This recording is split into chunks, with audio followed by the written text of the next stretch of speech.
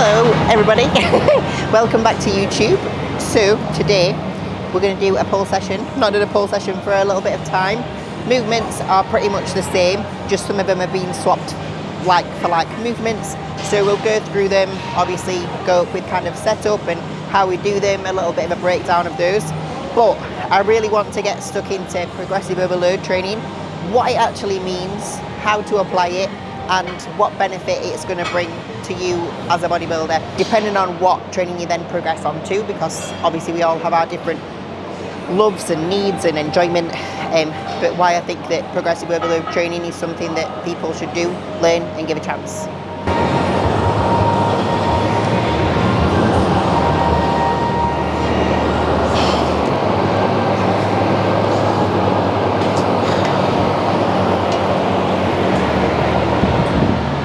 The last time I stood on one of these chairs, it fell through because I'm a silly Billy.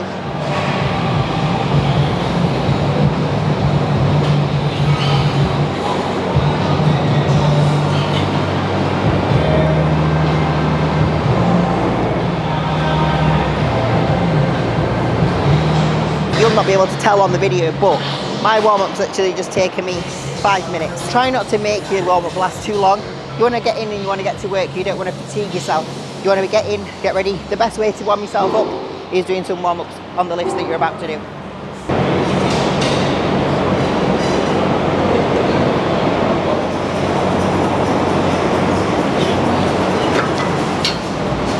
So, progressive overload training is broken down to a few different things. It is not just about weight. So, get that out of your head. If you just focus on weight, you will find that your form will break down. So, progressive overload training breaks down into strength, reps. It can also break down into your form. It can also break down into things like intensity types, so things like 2-second holds, how many on your concentric, how many on your eccentric are you going to be taking in terms of seconds to get to that next point. So there's lots of different things that can equate to progressive overload. Don't just think about it from a strength perspective, otherwise you are going to find that things break down.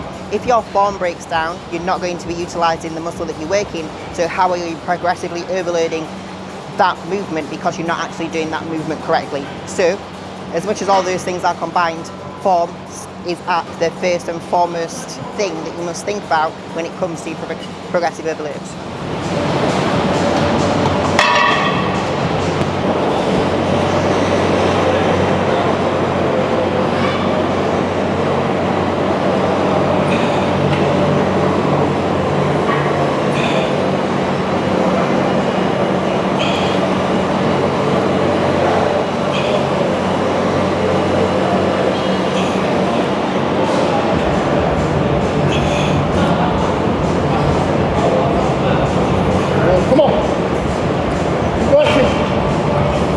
Go again. More.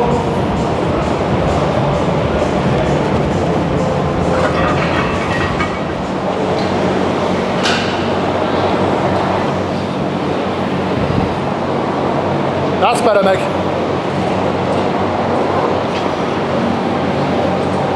Let's go.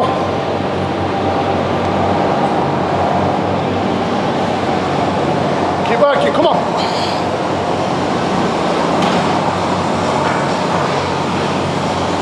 Again. Work, come on. Let's go. Perfect. Obviously with progressive overload style training, you usually have a top set and a back off set. There may be some instances where you have a third set if you need more volume in that specific area, whether your coach thinks that you need it or not. When it comes to top, second, back off, obviously the first thing that you need to think is do not be any easier on your back off compared to your top set. Both need to push to failure. Both have that mindset with it. When it comes to actual rep ranges, you will find usually your top set, so your first set, is lesser with your rep ranges, and then the second set is usually higher with the rep range. Your heaviest load would be the first set, and the lightest load would usually be the second set. But if you do your first set with the highest load in there, and you're getting closer to those numbers with your back off set, so say if you were a 10 to 12 and then a 12 to 15, if you got 12 reps, I would definitely go again with that same weight and try and aim to get at least within that rep range for what your first set should have been.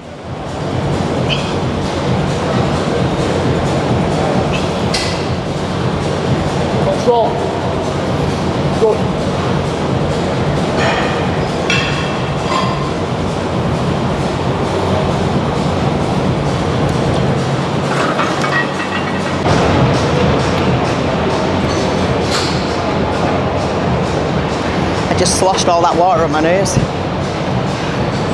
That's how you get more gains, snort, sustain.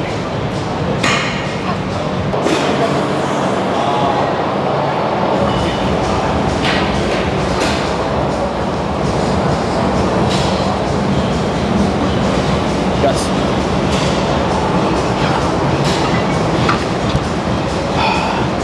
And if you talk about intensity, if you don't look like you're shitting yourself on your last rep, then you're not doing it right.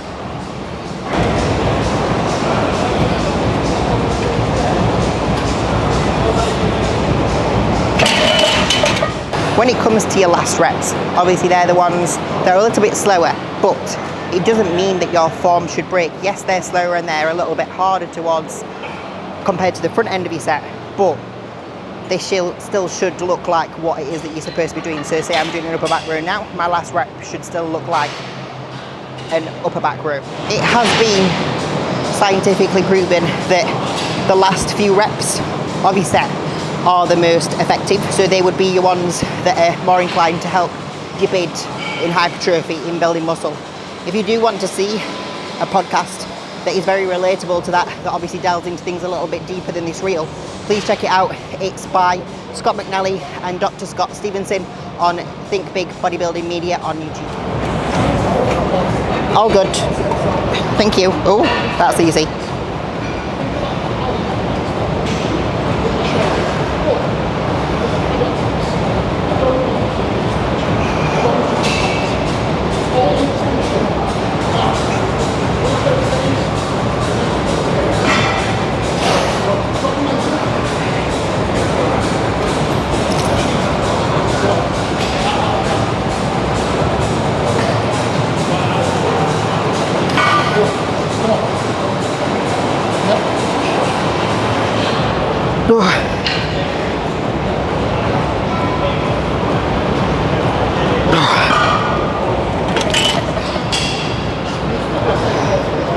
I should have put a bit more weight on there. When it comes to progressive overload training, obviously we talk about standardizing form. Standardizing form means every single session, but it also means during your sets. So the first rep of your set should look identical to the last rep. It's just going to be a little bit slower. Form should always stay very, very, very good throughout your set to make sure that you can keep tension on the muscle that you're supposed to be working. You're going to see it here now with not an explanation, a demonstration of my set. Good. Right. Nice.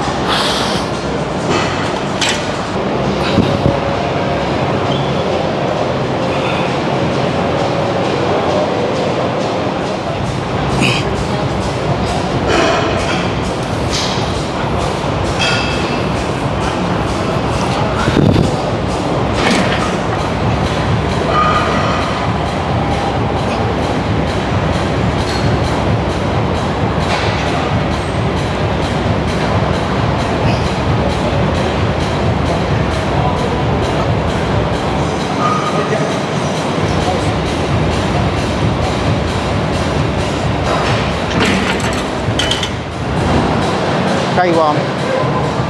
When it comes to training to actual failure, obviously when you first go to the gym, potentially it's not something that you've been exposed to before. Like me personally, I've come from a background of elite sport. We get pushed to extremities from the first point that you go in, so I'm used to that. I knew what that meant going into a set. Some people don't come from that background, so obviously you have to learn how to do that.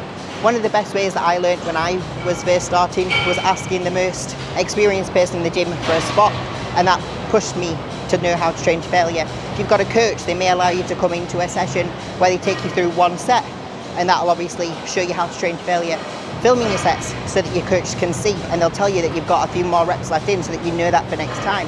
Or obviously watching your own sets back and seeing that too. Another way that we actually get with our clients is go on a spin bike, go as long and as hard as you can for as fast and as hard as you can.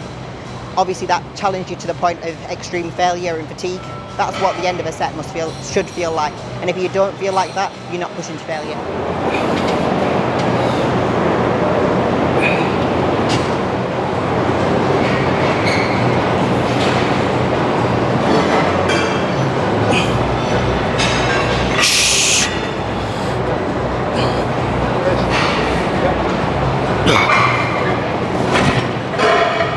Obviously, I spoke about earlier the fact that if you reach the reps of your back offset in your first set, it's probably going to be more ideal to go with the same weight again for the next set and aim to at least get the reps for what your top set should be. So I've literally done that for my pull down and for my row here. I reached the top of my rep range, so I stuck with the same weight and aimed to try and get the reps at least for what my top set, my first set should have been. So that's great progression. To say that I'm in a diet phase, obviously that is very positive. I really wish that push would feel like that, but it doesn't, and that's just obviously very sad.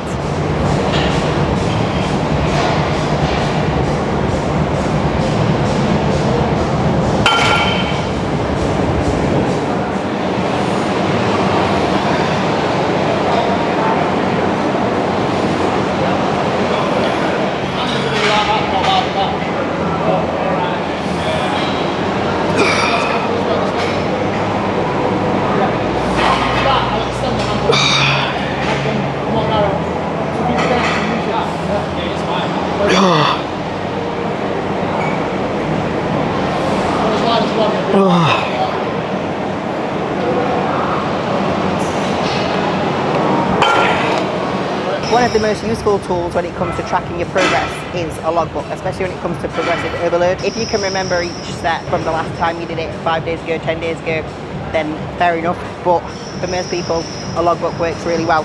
For me personally, I like to use a lined logbook, so I can put my exercises down the side and I can track it for 6 weeks along, and then I can keep doing that. Otherwise you keep flicking and turning back to different pages.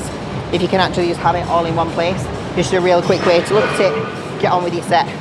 Nothing takes away from your session. In there, obviously you'll have your weights and your reps. You can also like annotate it a little. Reps are bad, decrease weight next time.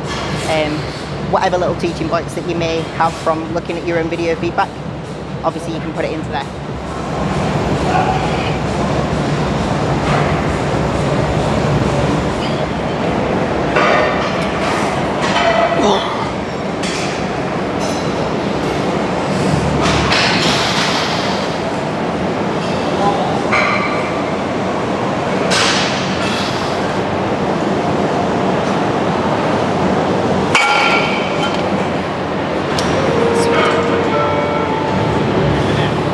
Lots of people have really negative things to say about tripods.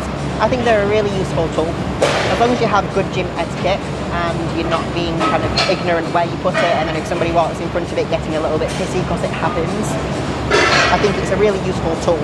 You can look back at it, you can see what you've done wrong, you can then implement it in your next set, or you can utilise it at the end of your sessions, look through it and know some teaching points for your next working sets. Obviously a lot of coaches now do video feedback as well, so if that is something that they're giving you a chance to do, take a chance to do it, because the better you can get your movements, the more you will hit the muscle mass that you're supposed to be, the better you will grow, the better competitor you will be. So it's a no-brainer for me.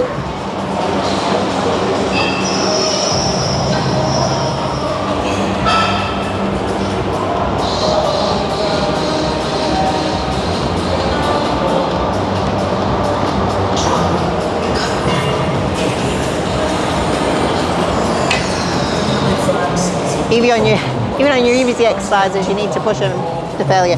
That is one thing. So, if you are someone that wants to train high volume, that doesn't mean that it's easy. You still have to push yourself each and every session. You're still pushing yourself to almost failure. But to be able to know what that means, you have to be able to learn to train to failure first. Same goes for things like reps in reserve. So many people train reps in reserve. There's a big culture of it in the UK where coaches write plans for people with reps in reserve. But someone that's a beginner to training, and I'm talking like until someone's 7 years deep of learning how to train to failure, don't know what reps in reserve are. Like, I think that for most lifts I could do it. Maybe there's some that I still couldn't. So I think it's really important that you learn how to train to failure before you actually start doing those types of training styles. Otherwise, you're going to be missing out on all of your effective reps.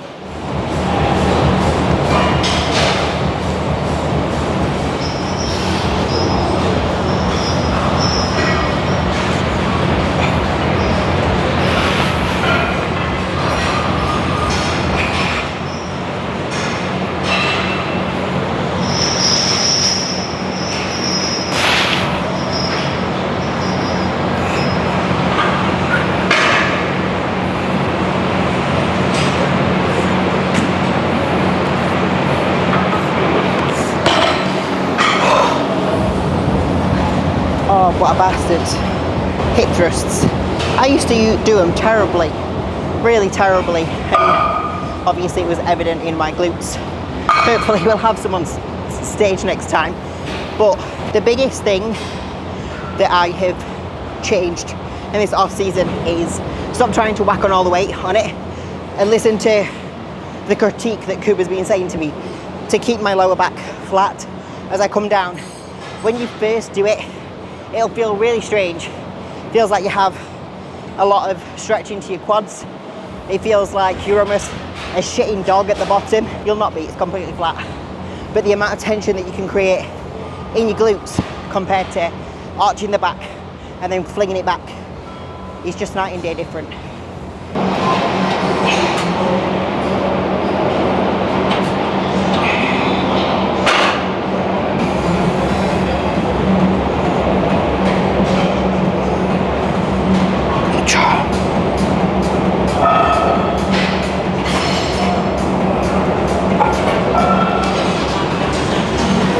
Rear delt flies, don't do half reps. I used to do half reps. I used to do it, that was it. You need full range of motion to be able to work your rear delts. Don't be naughty like me.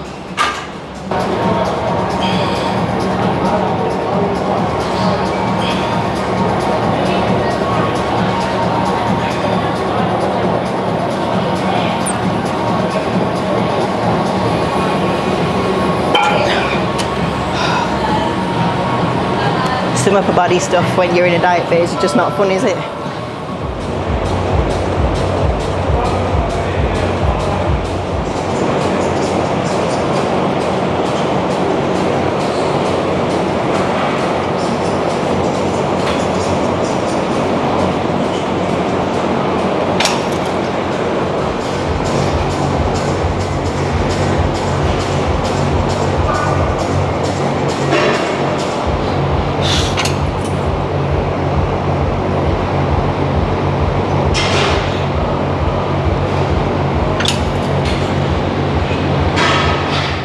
That's the end of my pull session.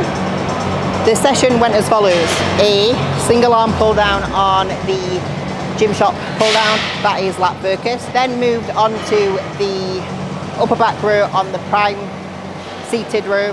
Then onto the single arm lat focus row on the single arm, on the same row, but doing it obviously single arm. Then moved on to the neutral grip prime upper back row. Then did some pullovers, single arm, into then hip thrusts, rear delts, bicep curls. I didn't talk a whole lot about the actual session, just more about training to failure. So hopefully you took away some things away from the way in which my sets looked. Hopefully that breakdown of what each movement was helps. And if there's anything that you'd like me to cover, please drop it down below. Please like, share, subscribe. I sound like Austin Powers. Please like, share, subscribe, all that stuff. And we'll be back for another video.